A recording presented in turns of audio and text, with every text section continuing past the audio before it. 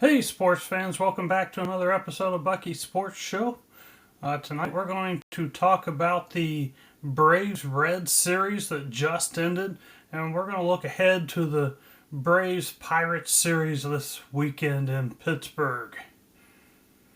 First off, I would like to note before we get started here, I was unable to watch these games due to the MLB blackout rules. These rules are outdated and they just need to change. The blackout rules really started to force fans to watch local channels on their cable networks and so forth. People don't have cable anymore.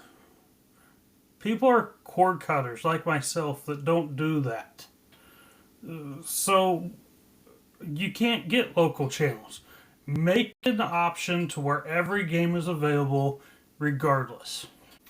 With that being said, let's get to this Braves Reds series.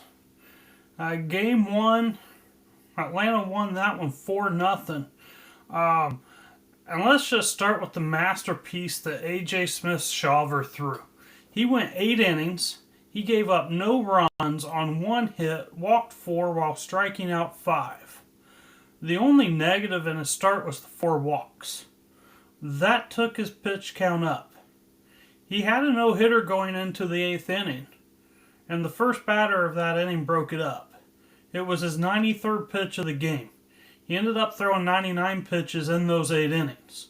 So it would have been close if he still had the no-hitter going, if he would have gone back out to finish it in the 9th.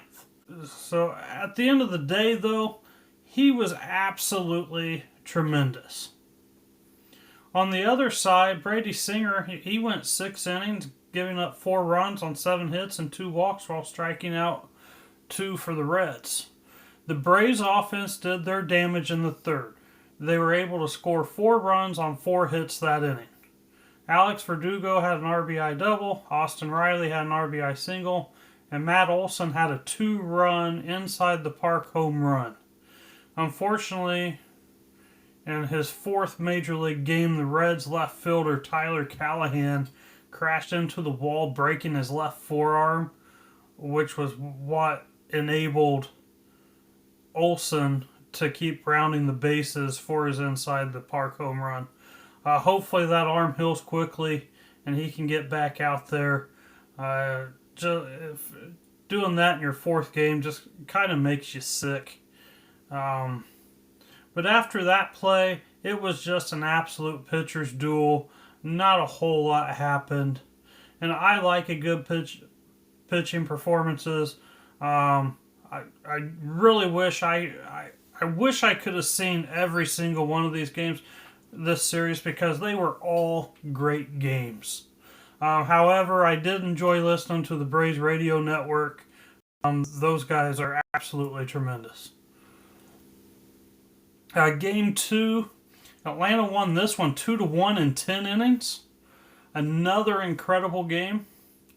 If you like pitchers' duels, and like I just said, I do.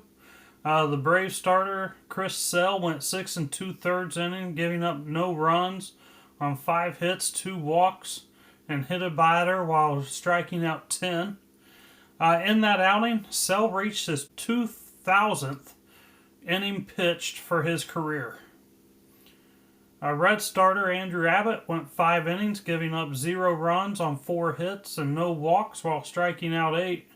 Both bullpens were fantastic.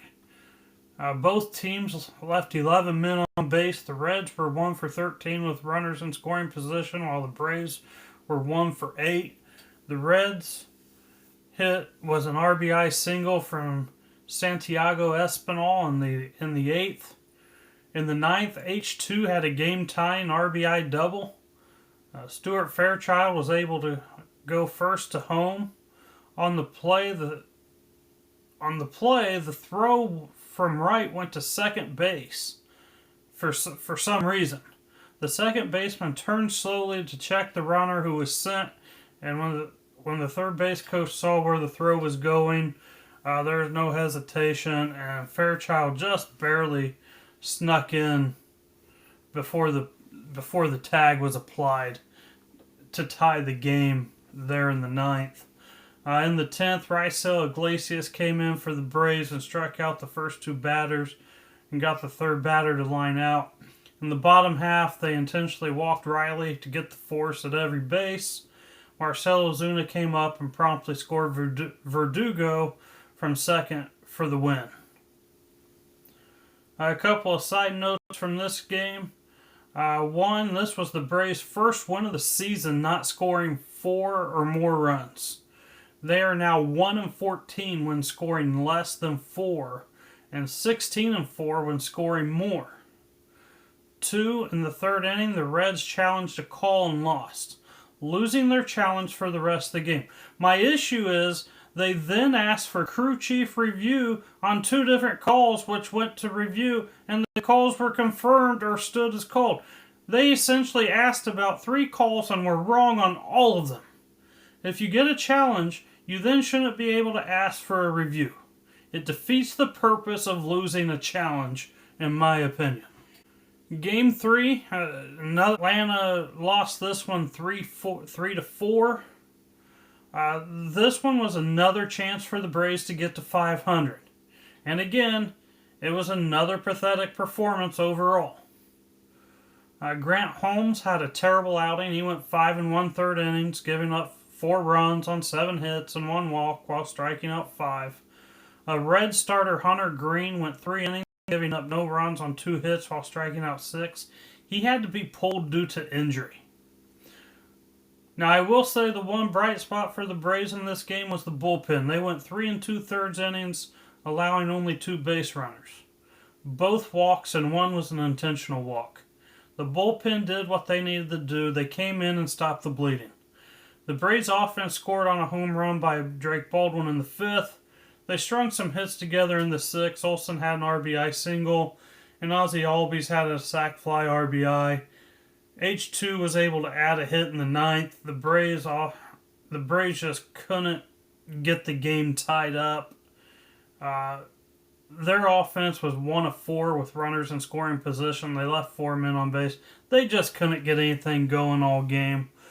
Just another one of those games where if they could have just got one more hit in a couple different spots, this outcome might have been different, but it is what it is. And then game 4, Atlanta won this one 5-4 in 11 innings. I actually started typing this out in the top of the 9th when they were down 2 runs. So if you notice a kind of a change in tone as I'm going over my notes here, that will be the reason why. And, you know, if I jinx that for Reds fans typing early, oh well.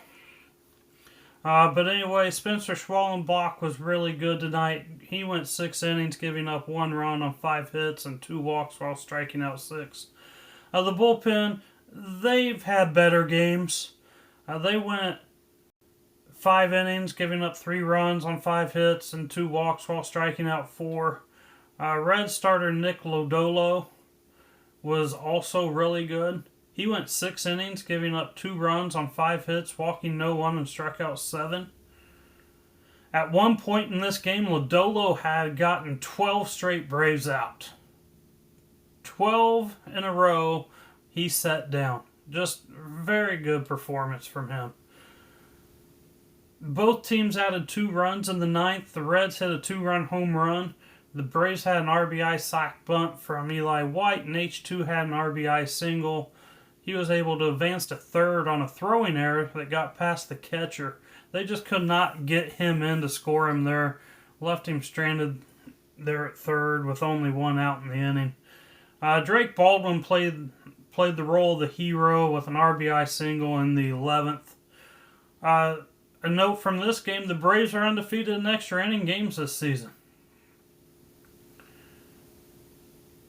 So my series takeaway, this was a very exciting series.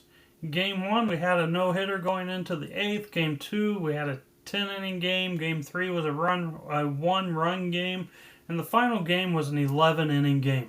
This is another series win for the Braves, which makes 5 series wins out of the last 6. The Braves have a great opportunity coming up in Pittsburgh to climb above 500 on the season for the first time and get another series win, and with Pittsburgh, a possible sweep in all actuality.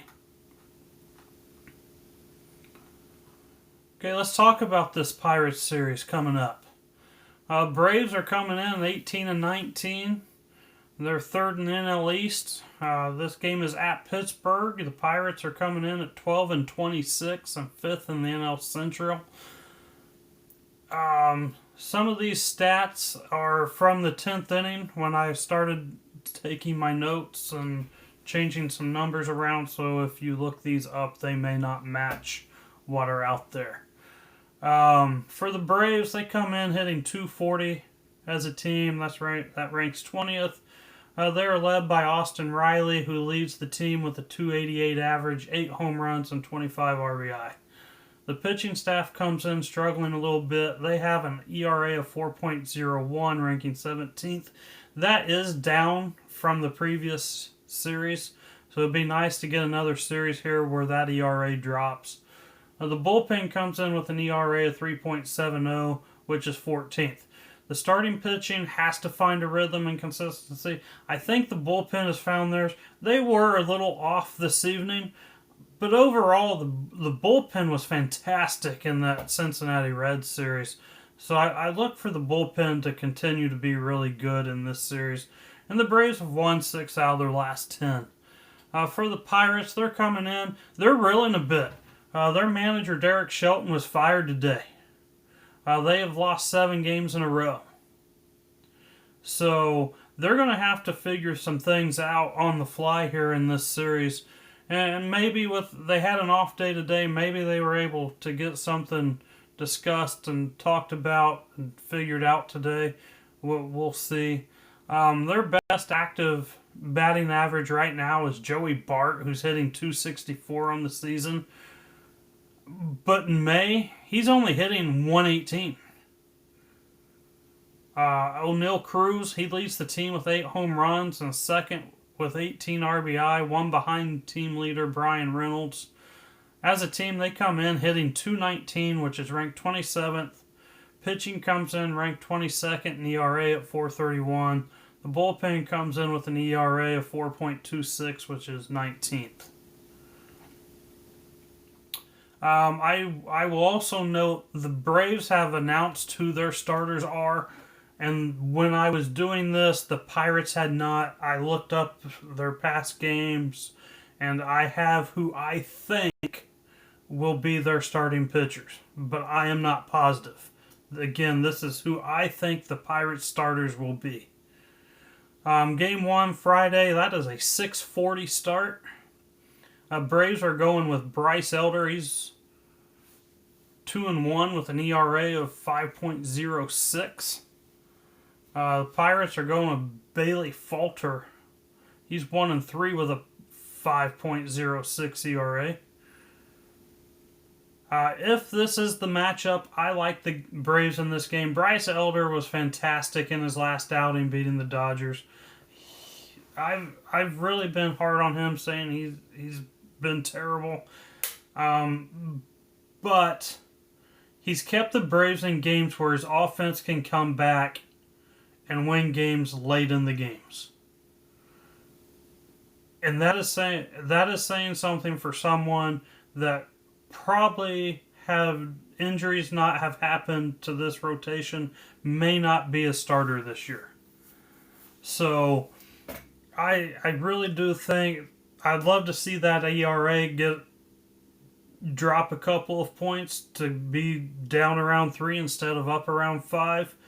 But I like Bryce Elder coming off his win against the Dodgers to continue to beat the Pirates.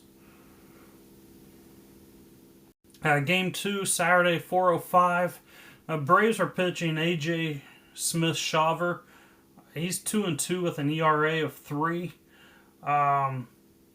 Pirates, again, my guess, Andrew Haney. He's 2-3 with a 3.18 ERA. Again, if this is the matchup, I like the Braves. Henney is coming off of 2 straight bad outings. And Smith-Shawver is coming off of 2 great outings. Smith-Shawver was fantastic in Colorado and against the Dodgers. Or not against the Dodgers, my apologies. Against the Reds. Getting a win in both of those games. Just been fantastic the last 2 games. I see no reason why that won't continue against this Pirates lineup. Give me the Braves in this one as well. Game 3 Sunday, 1:35. Braves are pitching Chris Sale. He's 1-3 on the year with an ERA of 4.07. And the Pirates again, who I think it'll be Carmen Ladzinski. I hope I said that name right. He's 1-3 with a 6.16 ERA. Once again, if this is the matchup, I like the Braves. Ladzinski, he has not been good this year. The one game he won was over a month ago, and he hasn't been good since. And Chris Sale, he should have won his last 2 starts. One was a loss and a no decision in his last one, but he's had no offense. He has been showing signs of 2024 coming back, so hopefully that's a sign here, and he can get one in the win column against this Pirates lineup. My serious prediction on this one, at the end of the day, it shouldn't really matter what the matchups are. The Braves will not face the Pirates' 2 best pitchers in Skeens and Keller. They threw their last 2 games in St. Louis, so they are off the table. I think the Braves will sweep. At worst, they'll win the series 2-1. Obviously, our offense is a little inconsistent and can make things interesting, but the Pirates just fired their manager. There is a reason he was fired, and it isn't because the Pirates are good and playing well. However, sometimes when this can wake a team up and they start playing better. And I hope for the Pirates it does. I just hope it starts on Monday and not this weekend. A couple of side notes here. First off, Spencer Strider threw off the mound on Wednesday and is being evaluated to see when he can begin bullpen sessions. He said he felt really good today after throwing off the mound yesterday, so hopefully that's a good sign and he'll be able to return soon. And Ronald Acuna Jr. was informed that he did not need to be reevaluated by his doctor and could resume baseball activities at the Braves' discretion.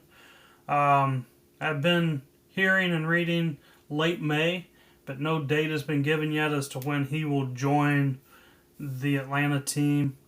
Hopefully we're getting close to having both of these guys back in action sooner than later.